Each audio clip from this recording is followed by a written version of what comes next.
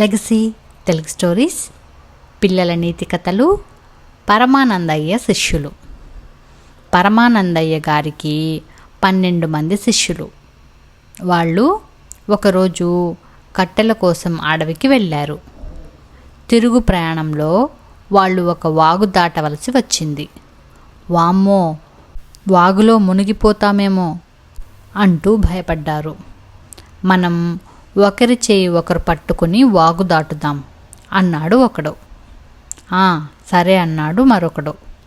అలాగే వాగు దాటారు అందరూ. శిష్యుల్లో ఒకటికి అందరం వాగు దాటామా అనే అనుమానం వచ్చింది.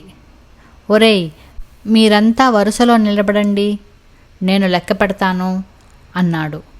అందరూ వరుసలో నిలబడ్డారు. 1, 2, 3, 11.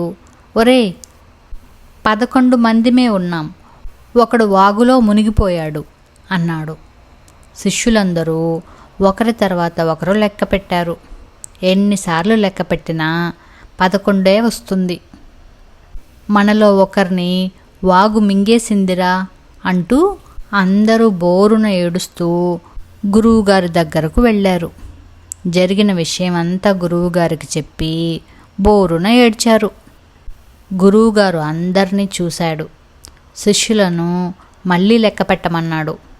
ఒకడు లెక్క పెట్టాడు. మళ్ళీ 11 వచ్చింది. గురువుగారు శిష్యులు చేసిన తప్పును గుర్తించారు. వారందరినీ వరుసలో నిలబెట్టి స్వయంగా లెక్క పెట్టాడు. శిష్యులు తమ పొరపాటు తెలుసుకుని నవ్వారు.